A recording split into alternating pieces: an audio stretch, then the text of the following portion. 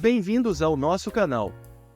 Hoje, vamos mergulhar no intrigante mundo dos antibióticos e descobrir como esses poderosos medicamentos combatem as infecções bacterianas. Os antibióticos têm sido uma arma valiosa na luta contra infecções bacterianas, salvando milhões de vidas ao longo dos anos. Cada um desses medicamentos atua de maneiras surpreendentes e específicas para impedir o crescimento e a disseminação desses micro-organismos indesejados. Além disso, entender os mecanismos pelos quais os antibióticos funcionam é crucial para combater o desafio crescente da resistência bacteriana, uma preocupação séria na área da saúde. Vamos explorar cada um desses fascinantes mecanismos e aprofundar nosso conhecimento sobre como essas poderosas armas químicas ajudam a preservar a saúde e o bem-estar de milhões de pessoas em todo o mundo. Então, prepare-se para uma viagem empolgante pelo mundo microscópico dos antibióticos. Se você ainda não é inscrito, clique no botão abaixo para não perder esse conteúdo científico e educativo. Não esqueça de compartilhar com seus amigos para que juntos possamos difundir o conhecimento sobre essa importante temática.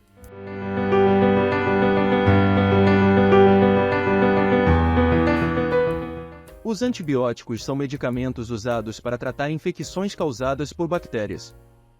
Eles atuam de diferentes maneiras para combater essas infecções, interferindo nos processos vitais das bactérias.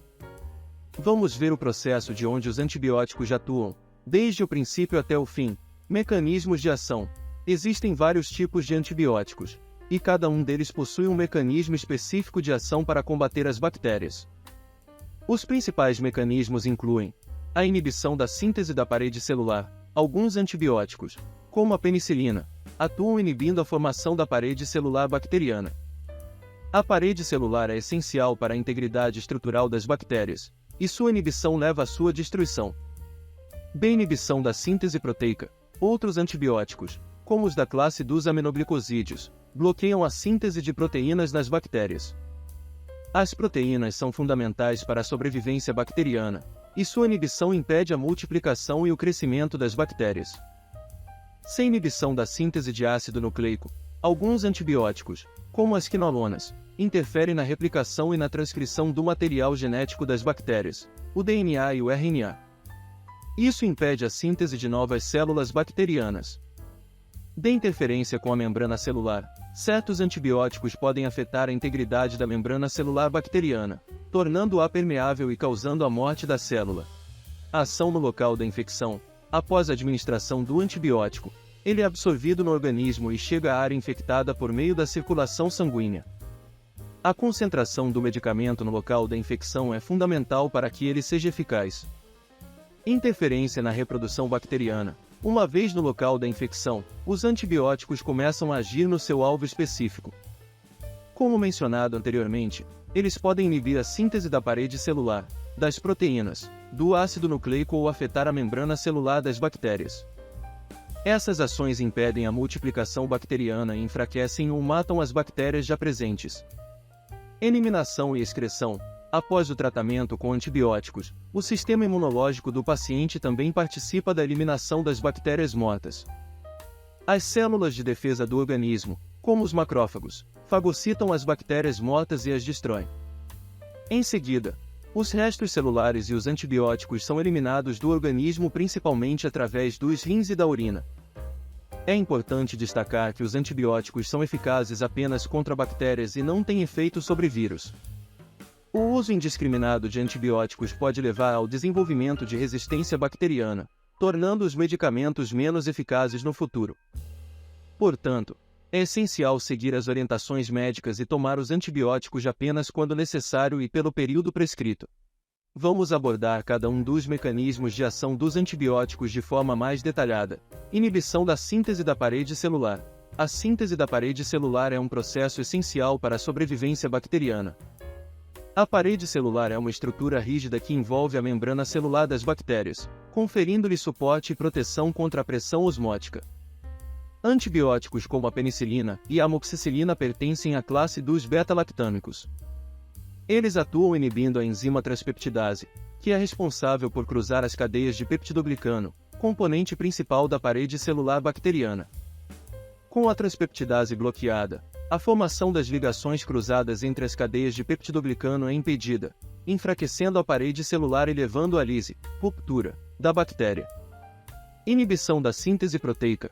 A síntese de proteínas é um processo vital para o crescimento e a reprodução das bactérias. Antibióticos como a tetraciclina, a eritromicina e os aminoglicosídeos, gentamicina, atuam no ribossomo bacteriano, a máquina responsável pela síntese proteica. A tetraciclina e a eritromicina se ligam ao ribossomo 30S e 50S, respectivamente, inibindo a união do aminoaciltenal complexo de iniciação da síntese proteica. Isso impede o alongamento da cadeia polipeptídica, interrompendo a síntese de proteínas bacterianas e levando à inibição do crescimento e reprodução bacteriana. Inibição da síntese de ácido nucleico. O material genético das bactérias é composto por DNA e RNA, fundamentais para a replicação e a expressão dos genes bacterianos. Antibióticos como as quinolonas, ciprofloxacino, e as rifamicinas, rifampicina, atuam inibindo a enzima DNA-girase e a RNA polimerase, respectivamente. A DNA-girase é responsável por regular a supercoalação do DNA bacteriano durante a replicação, transcrição e recombinação, e sua inibição impede a correta replicação do DNA. A RNA polimerase, por sua vez, é essencial para a síntese do RNA a partir de um molde de DNA, e sua inibição bloqueia a transcrição dos genes bacterianos. Interferência com a membrana celular. A membrana celular é uma estrutura lipídica que envolve a célula bacteriana e desempenha um papel crucial no controle do transporte de substâncias para dentro e para fora da célula. Antibióticos como as polimixinas, colistina, e as daptomicinas perturbam a integridade da membrana, tornando-a mais permeável. As polimixinas interagem com os lipopolissacarídeos da membrana externa das bactérias gram-negativas, levando à ruptura da membrana e ao extravasamento de conteúdos celulares, o que resulta na morte bacteriana.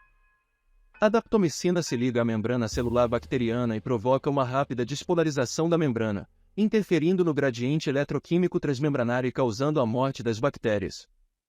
Esses mecanismos de ação dos antibióticos são fundamentais para combater infecções bacterianas, mas é essencial lembrar que os antibióticos devem ser usados adequadamente somente quando prescritos por um profissional de saúde. O uso inadequado pode levar ao desenvolvimento de resistência bacteriana e à redução da eficácia desses medicamentos no futuro. 2. Ação no local da infecção. A ação dos antibióticos no local da infecção é um processo importante para garantir a eficácia do tratamento. Após a administração do antibiótico por via oral, intravenosa ou por outras formas, ele entra na corrente sanguínea e é distribuído por todo o corpo. No entanto, a concentração do antibiótico é crucial para que ele seja efetivo no combate às bactérias causadoras da infecção. Quando há uma infecção em um determinado órgão ou tecido, a circulação sanguínea leva o antibiótico até o local afetado. A eficácia do tratamento depende da capacidade do antibiótico de alcançar uma concentração adequada no sítio da infecção. A quantidade suficiente de antibiótico no local da infecção é fundamental para garantir que ele possa combater as bactérias e erradicar a infecção com sucesso. Algumas infecções podem ser mais desafiadoras de tratar porque o local da infecção pode ter uma irrigação sanguínea reduzida ou uma barreira protetora, dificultando a chegada do antibiótico em concentrações adequadas. Por exemplo, infecções em abscessos ou em tecidos com inflamação podem ter dificuldades para receber a quantidade necessária de antibiótico. Nessas situações, pode ser necessário drenar o abscesso ou, em alguns casos, usar métodos mais específicos para garantir a penetração do medicamento no local. Por outro lado, em algumas infecções localizadas, é possível administrar o antibiótico diretamente no local afetado, por meio de injeções intramusculares ou aplicação tópica, como pomadas ou cremes. Essa abordagem pode melhorar a concentração do medicamento no local da infecção, aumentando sua eficácia. É importante lembrar que a escolha do antibiótico adequado e a via de administração são decisões médicas. Os profissionais de saúde consideram fatores como o tipo de infecção, o agente causador, a gravidade da doença, a condição clínica do paciente e a capacidade do antibiótico de penetrar no local da infecção para determinar o tratamento mais adequado. O uso correto dos antibióticos, conforme a prescrição médica, é essencial para o tratamento eficaz das infecções e para prevenir o desenvolvimento de resistência bacteriana. 3. Interferência na reprodução bacteriana. A interferência na reprodução bacteriana é um mecanismo de ação importante dos antibióticos para combater as infecções. A capacidade de se reproduzir rapidamente é uma das principais características das bactérias, o que lhes permite multiplicar-se e espalhar-se pelo corpo do hospedeiro. Ao interferir nesse processo, os antibióticos podem impedir a proliferação das bactérias e ajudar o sistema imunológico do paciente a controlar a infecção. Existem diferentes etapas da reprodução bacteriana que podem ser alvo de antibióticos, incluindo: primeira, replicação do DNA. A replicação do DNA é o processo pelo qual a bactéria copia seu material genético para preparar a divisão celular. Antibióticos como as quinolonas, exemplificadas pelo ciprofloxacino, atuam inibindo a enzima DNA-girase, ou topoisomerase II, que é responsável por aliviar a tensão na hélice do DNA durante a replicação. Com a inibição da DNA-girase, a replicação do DNA é prejudicada e as bactérias não conseguem completar o processo de divisão celular. Segunda, síntese de RNA. O RNA é essencial para a tradução do código genético do DNA em proteínas funcionais. A síntese de RNA é mediada pela RNA polimerase, que constrói uma molécula de RNA a partir de uma fita de DNA molde. A rifampicina é um exemplo de antibiótico que atua inibindo a RNA polimerase bacteriana. Com a inibição dessa enzima, a síntese de RNA é bloqueada, o que resulta na interrupção da produção de proteínas vitais para a sobrevivência da bactéria. A 3. Montagem e divisão celular. Durante a divisão celular bacteriana, a bactéria cresce, duplica seu DNA e forma uma parede celular divisória que separa as duas células filhas. A síntese da parede celular é um processo crucial para a formação das células filhas. Antibióticos como a penicilina e suas variantes, por exemplo, a amoxicilina, agem inibindo a enzima transpeptidase, que é responsável por ligar as cadeias de peptidoglicano, o principal componente da parede celular bacteriana. Isso enfraquece a parede celular, levando à lise, ruptura, das células bacterianas e impedindo a divisão celular bem-sucedida. Ao interromper a reprodução bacteriana, os antibióticos reduzem a população bacteriana e ajudam o sistema imunológico do hospedeiro a combater a infecção. No entanto, é importante lembrar que os antibióticos devem ser utilizados de forma responsável, seguindo as orientações médicas e completando o curso do tratamento, para evitar o desenvolvimento de resistência bacteriana e garantir uma ação eficaz contra as infecções. Eliminação e excreção. A eliminação e excreção dos antibióticos de seus metabólitos do organismo é uma etapa importante do processo de tratamento. Após cumprir sua função de combater as bactérias causadoras da infecção, os antibióticos de seus subprodutos precisam ser eliminados para evitar possíveis efeitos colaterais e acúmulo no organismo.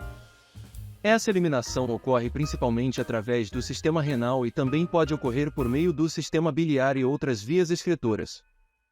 Vamos abordar as principais vias de eliminação e excreção dos antibióticos: rins e urina.